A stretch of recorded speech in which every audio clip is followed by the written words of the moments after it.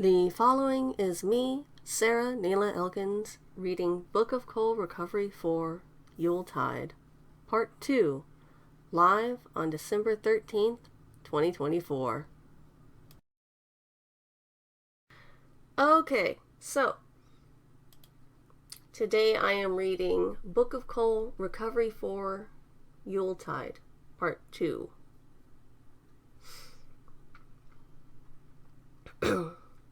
Recovery for Yuletide, Part 2.1,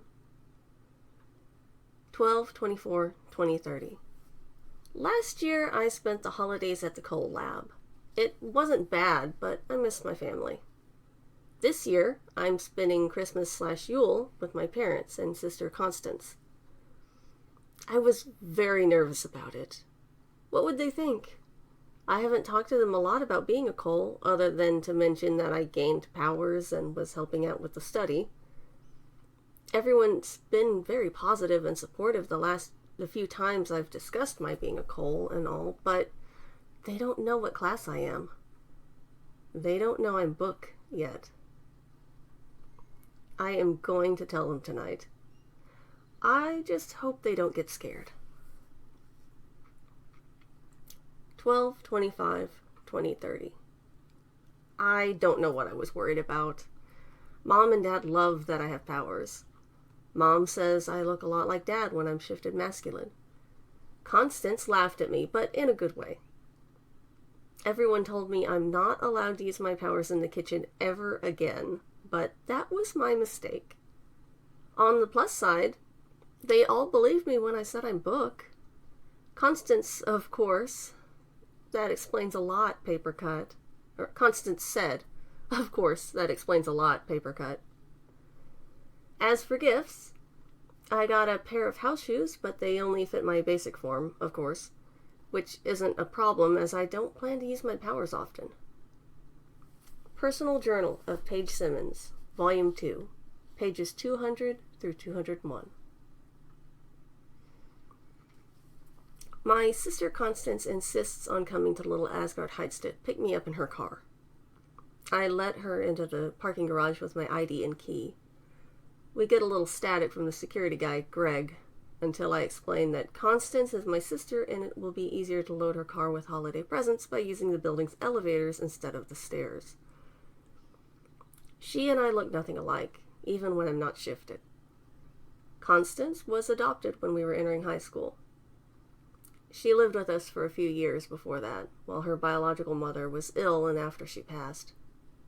She's 2 months older than me and a head shorter than my basic. She's also Filipina and I'm Caucasian. Before CoLs existed, we got more confused looks when we said we were siblings.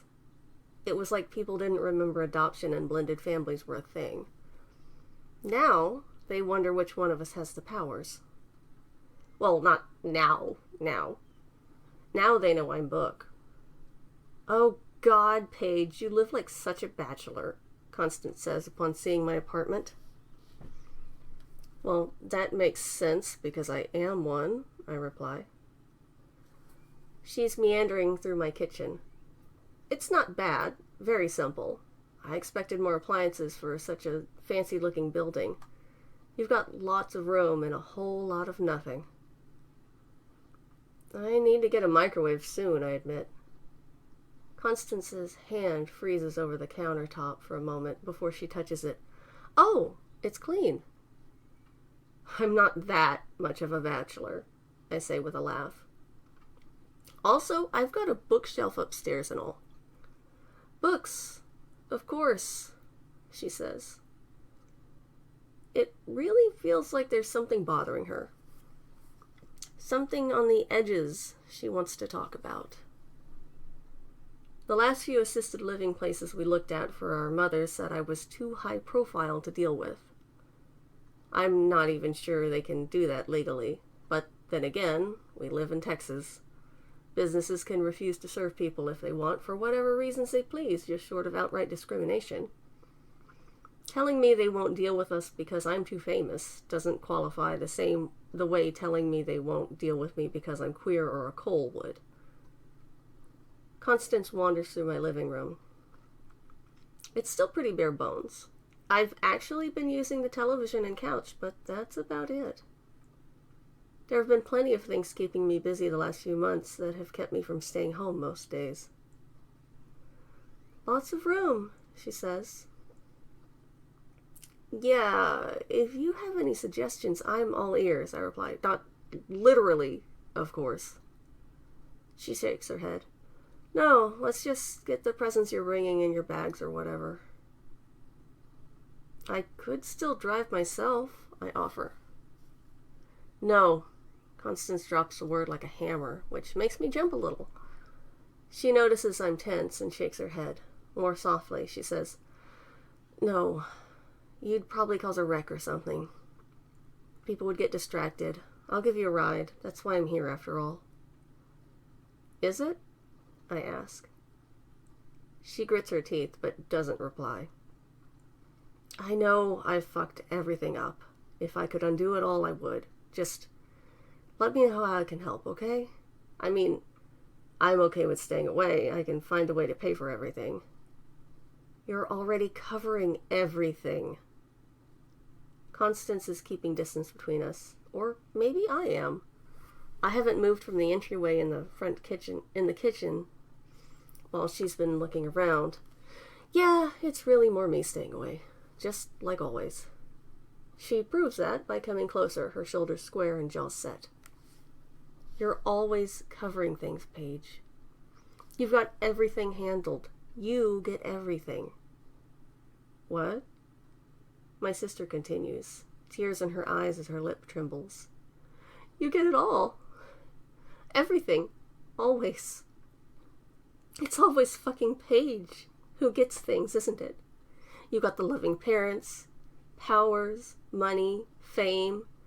You get it all, Paige. I had no idea she resented that I'm a CoL, much less. You're what? You're sorry? Is that it? They're your family too, I say. My parents are your parents. Were. Mom and Dad. I was your sibling before we were sisters, back when we were just friends. She's fighting back tears. You never cared. Yes, I did, Constance. Who punched Mitch when he kept bringing up your mom being sick? Who got suspended for a week for that? You didn't do that for me. You did that to teach Mitch a lesson. If I wanted to teach Mitch a lesson, I would have taken up tutoring, I say. I wanted to protect my sister. We weren't siblings then, she says. We were. It just wasn't official yet, I counter. We've always been siblings, Con. She lets out a shaky breath and looks down at my feet. Lose the goatee, paper cut. You look too much like Dad. I touch my facial hair. Dad didn't have black hair. It was brown. It's close enough. But I grew it myself. I pout. You can ungrow it yourself, doofus, she says while crossing her arms over her chest. She's looking at me again, at least. I wipe my hand over my face as I shift away the beard and then smile. Better, she says. She isn't going to apologize, and I wouldn't want her to. She knows me. Knows I won't hold it against her that she's been upset. Resentment, jealousy, any of it. We're siblings. It happens. There's a knock at the door that makes her jump this time. I'm surprised by how alarmed she is. She brushes tears away with her sleeve as I go to the door. I can smell cinnamon and sugar before I get the thing open all the way. Eterna, I say with a smile. Oh, you shaved, she says. She's, to my surprise, not in basic form. She's about my height, a little over 6 feet tall, with deep red skin, short curly black hair, a pair of long dark horns, pointed ears, a forked tail, chunky cream-colored cable knit sweater over her curves, and dark sweatpants with fuzzy pink house shoes. Eterna's holding a professional-looking cardboard cake box in one hand. I'm also surprised she went with the plain ones. I thought I'd bring you the pie, Eterna says with a toothy smile. She leans over to see past me. Hello, Constance. Are you okay? I heard shouting. We're fine, Constance says. Sibling stuff, I say. If you say so. I'm an only child, Eterna admits before handing me the pie. Here you go, just like you ordered.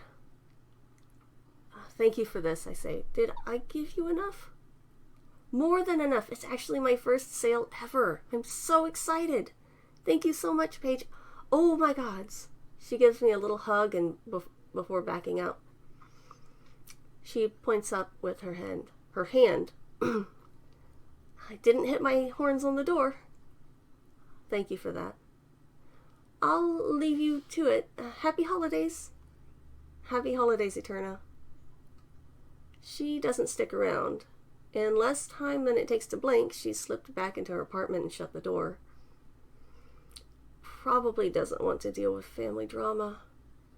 I wonder what she's doing for Christmas, or Yule, or both. Paige, Constance says as I enter the kitchen. Constance? What kind of pie is that? Dairy-free, gluten-free pumpkin, I say. Should cover everyone's allergies and dietary restrictions, right? She nods. I'm just so glad you didn't cook. I know the rules. Wait a minute. Eterna's just 19, an Ember, living on her own, and not on great terms with her family. Shit. Con, I have a really big ask to make, I say.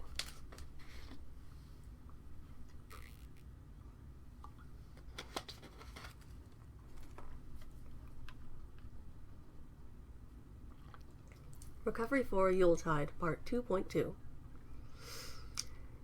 Is assassination coordinates really the most seasonal thing to listen to? Eterna asks loudly from the back seat. Not that I'm complaining. This is a Christmas album, Constance shouts back cheerfully. It doesn't surprise me that Constance has death metal blaring on the drive to Round Rock. Very Constance. Most people don't realize she's a metalhead. I was, however, surprised Eterna said yes to coming to our holiday get-together at the absolute last minute. Was even more surprised Constance agreed to let me ask her to come in the first place. Our mother isn't doing well after her stroke. Constance and Eric are both exhausted taking care of her on top of their own normal nursing duties and trying to find a care facility for her. I like their last one, Chainsaw Ritual. It has a lot of bangers, Eterna says. She's in her basic form right now, but has shifted her voice to be heard over the music. I'm not sure if she's done it consciously or as a reflex. Oh my god, I loved Vino Veins on that one, Constance shouts cheerfully. She elbows my shoulder. Paige liked Free, the weirdo. She did a metal growl when she said the title. What? It's a good song, I protest. It's just one word, Constance says, over and over. Yeah, but the melody's nice, and it really spoke to me, I pout. Didn't they say it was about getting a drink from a vending machine for nothing? Eterna asks. Constance hits me in the arm again. See? You like the soda song. Hey, I protest again with a laugh. It's great to get a free one. Who doesn't like a bonus soda? Traffic on I-35 is going pretty smoothly for once, but we're getting closer to a spot with construction. Everything starts to get bogged down, and pretty soon we're boxed in. Constance is careful not to hit the car in front of us, but it's bumper to bumper. A loud whoop rings out from the car to our left as the cop driving it turns on their siren and lights. I can't see the side of the vehicle well enough to know which city they're from, but we're close enough to Round Rock that it could be them. Please don't be the Austin police, I think. What the fuck? Constance hisses. The police officer points at us, and then up to the nearest exit.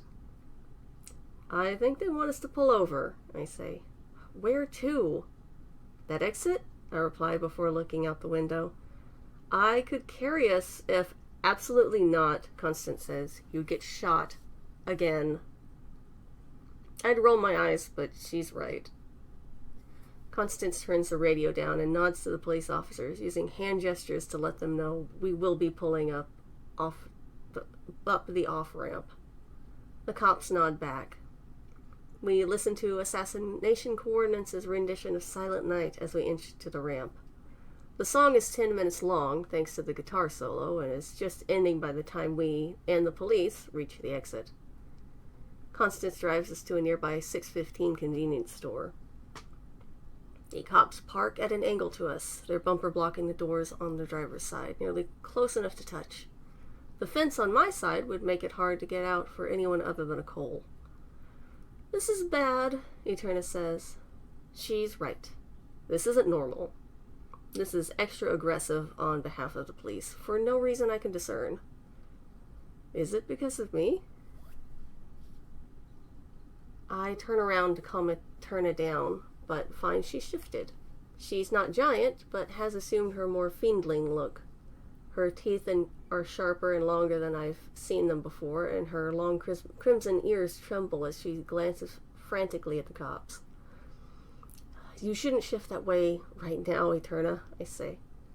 "Oh, shit," she hisses before popping back to basic. She covers her face. "I can't get arrested. Oh, no." "Nobody's getting arrested," I say. One of the cops taps on the driver's side window with the butt of their flashlight. My mind races with reasons a police officer would have such an oversized light on them, much less in the afternoon in the full daylight. It's more than heavy enough to break the glass. Constance turns the radio off before rolling the window down. "Do you know why I pulled you over?" the cop asks. "They're not that big. I mean, relatively speaking, that is. Thunderskull wasn't joking when he called me buff the other day at the mall. I did make myself a bit more on the meaty side when I shifted last. I was more slim when I was shot earlier this month. Thinking about having been shot is probably why I went with more muscle this time." "No, I don't," Constance says. "Neither do I." "You failed to leave enough room between you and the car ahead of you in the construction zone," the officer says. "They hit their brakes," she counters, never breaking eye contact. "You could have changed lanes." "No, she couldn't." "You had us boxed in." "I would have hit you," Constance replies. I'm about to speak up when a second police car pulls up ahead of us, also with their lights on. Constance turns to me and shakes her head. I make my muscles relax. If worse comes to worse, I'll need to be fast and careful enough not to hurt anyone, or destroy the vehicles. I can think of several ways I could protect my sister and Eterna from gunfire in a hurry. None of them are pretty. "Out of the car," the first cop orders. There's no way Constance can exit through her door unless she climbs through the window. "Oh shit," the first cop's partner shouts. I follow their sight line to see Eterna's gone fiendling again. The guy outside draws their weapon. "Cole!" The other cops also escalate, drawing their weapons and aiming them at us. This is quickly spiraling out of control. I have to do something or the car is going to be riddled with bullets and there will be 4 very traumatized police officers to deal with afterward. "Hey!" I shout at the first cop. "She's just a Class B. Lower your weapons." "Out of the car!" the first cop shouts. "Oh God, oh God, oh God!" Eterna chants from the back seat. She's still got her face covered by shaking hands. "I'm gonna get out of the car," I say. "Paige," Constance says, and then stops. "I know," I say. "Worst case, it'll be easier from outside." She nods. "I'm getting out of the car," I say loudly before opening my door. I put my hands in the air. The door won't open all the way thanks to the concrete curb at the bottom of the fence. "Shit." "What?" Constance whispers. "I can't get out of the car unless I shift," I say loud enough for the cops to hear, with my head poking out of the gap between the door and the car. One of the cops from the second car gets a good look at my face and drops their gun to the concrete. I'm relieved it didn't go off. "Oh my God," their partner breathes. The first cop and their partner lower their guns too. I'm counting that as progress. Are you guys going to unblock the car so we can actually exit like you want, or will you continue to treat this like a felony stop? I ask loudly. The first two cops exchange a glance. Their expressions tell me loads. I am not the reason we were pulled over, for one. They have no one who could handle me if it was. Well, oh my shit. We are so sorry, the first cop says. I stay there, barely with my head out of the car as the police proceed to get in their vehicles and move them back. The cop who dropped their gun picks it up before their partner can run it over. Con, you gonna be okay to move the car? I ask. Pick it up, she says flatly. I duck back inside. Are you serious? She locks eyes with me. Pick up the car, Paige. I know that look. She's more pissed off than upset. If I don't pick up the car, she'll be mad at me too, and probably say something to anger the police. I wouldn't blame her for it, but hey, I'm famous. I'm Book. I can probably get away with a minor display of power after my family's been threatened by the police for no god's damn reason. Yikes! I am more angry than I thought. I need to make sure I don't damage my sister's car, I think, before calming myself down. Okay, I'll move the car, I say. I shift to be thin enough to slip out of the barely open car door. My clothing changes with me, bending and twisting and flattening out where needed as I exit. I keep my clothing the same style, a light jacket and t-shirt with jeans, along with my high-end shift-ready boots. I'm still very thin, so I can stand between the car and the fence. I'm also tall enough to see over the roof of the car once I'm free, which means the police can also see me as I look back at them. They're out of their cars again, standing somewhat dumbstruck. At least none of them have their guns trained on me. Eterna is still shifted in the back seat, muttering something that sounds like Arabic. It's hard to hear because her hands are still over her face. I'm going to move the car, I say loudly. My sister's too upset to back it up right now. Really? She's too pissed off. One of the taller cops asks, Sister? To no one in particular. I shimmy around to the front of the car, then resume my more muscular form. I'd rather be between Constance and the police. It's unlikely they'd be foolish enough to start shooting now, especially after I went viral at the beginning of the month. The incident involved a client unloading a handgun into my chest. Sort of undid some of the work I've put into redeeming my public image. It proved many urban legends about me are justified. And it ruined my cell phone. Have you ever tried to pick up a car? The newer solid-state batteries don't weigh as much as the older EVs, but that just means manufacturers went back to having heavier chassis. My sister's car is a light blue Anise Venture, a four-door sedan with solar roof and forward trunk. It weighs 1.5 tons when not occupied by 2 people and a load of holiday presents. My biggest problem is how cumbersome a car is to pick up with one's bare hands. I shake my head before shifting to be a lot taller than 6 feet. I'm careful not to grow large enough to hit my head on the convenience store canopy. I only stayed giant long enough to gently pick up my sister's car in my hands and walk it a couple feet away from the fence. When I'm done shifting back to a more reasonable height, Constance gets out of the driver's side door. I get between her and the police before she gives them a piece of her mind. Con, I say with my hands up in front of myself. No, Paige, no. You do not understand. Get out of my way, she barks at me. If I wasn't here, this would have gone very badly. I do understand that, I say.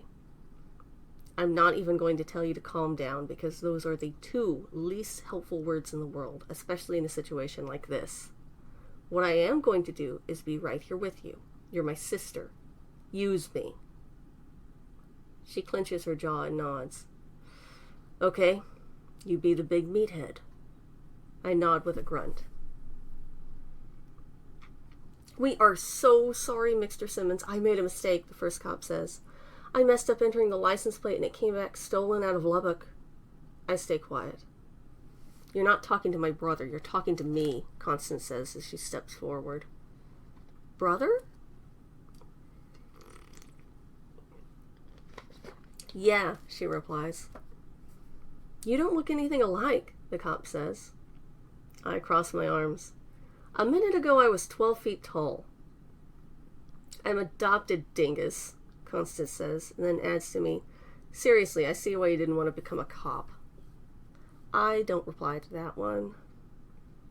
I've already been partially responsible for the destruction of an entire police headquarters and dismantling of most of the Austin Police Department due to exposing corruption. I'm certain most people in the area don't like me. Most police in the area don't like me. I don't need to badmouth all cops in general, even when they fuck up like this. How can we make this right? The first cop asks. Constance replies with a phrase that has struck fear in the hearts of people for generations. I want to talk to your supervisor. And here is the illustration for this chapter.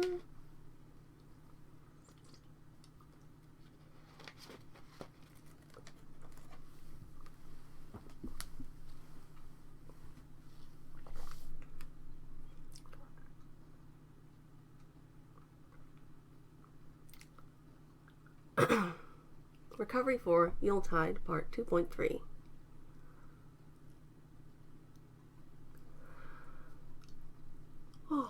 The sun begins to set as Constance reads the cops and their boss when Sergeant Alvarez, the riot act.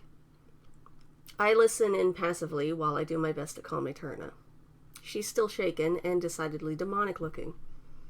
I've got the passenger side door open, and I'm down on one knee, keeping myself between us and the police, who are now more scared of Constance than they were of me. What do you say to calm someone down who's just had 4 cops pointing guns at her? I am so sorry about all of this, I say. It's not your fault, Eterna squeaks. You helped. I glance back at the police. Some customers of the 615 convenience store have been filming them for a while now. A few people point and say things while looking in my direction, but for the most part, they're filming Constance dressing down the police. She's 19 and had no one to spend Christmas with, you assholes. And you just had to roll up with guns and God knows what. You've traumatized that poor girl, she growls. Even if I wasn't here, she'd give them a piece of her mind, but I know she's aware I will step in if necessary. The police seem to be aware of that fact as well. None of them are getting close to her. None of them are raising their voices or touching their weapons. Not a single one has tried to approach me or Eterna either. I'm so sorry I ruined my first Yule, Eterna says softly between rasping breaths. You absolutely did nothing wrong. You didn't ruin anything, and I'm going to make this the best Yule/Christmas/Hanukkah you've ever had, I say. I glance back at Constance briefly before turning back to Eterna. Just as soon as my sister is done tearing those guys' spleens out their butts. Eterna laughs a little.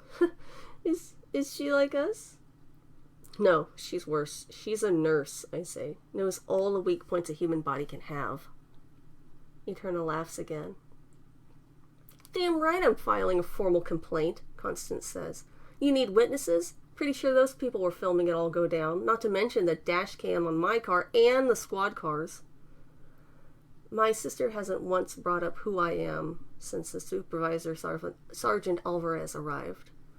The other police officers told their boss after she got to the scene, but she didn't seem interested in the information. Alvarez has been doing her best not to join Constance in verbally vivisecting the police patrol cops, and to her credit, hasn't asked to speak to me either. Everyone can see what I'm doing, even if they can't fully see Eterna in the back seat because I'm in the way. Do I have to be basic? No, you don't, I say. Okay, because I'm still really scared. I know. Everything's gonna be okay. I'm here. She leans forward and hugs me. I have to move my head to the side so her horns don't catch me as I return the hug. They're sharper and more hooked than she normally has them. I'm so sorry, Eterna whispers into my neck. It's not your fault. The cops are the ones who screwed up. You're trying not to be in the news, and now I'm getting used to it, I say. It's gonna be okay. As soon as Constance is done disemboweling these guys, we'll head to her place. If you still want to come to our holiday thing, that is. Eterna pulls back and blinks away tears. Of course I do. And that is the end of part 2. If you've enjoyed listening to me read Book of CoL, please like and subscribe here on YouTube, follow me on Twitch, and read the series in its entirety on Tapas for free. Thank you. I have some exciting news. Slayer of Yggdrasil has made it to the top 25 in the Tapas Action Fantasy Novel Writing Contest. Thank you so much for your votes and for reading. I'll let y'all know how things pan out and whether I make it to the top 10. Thanks again. Happy holidays.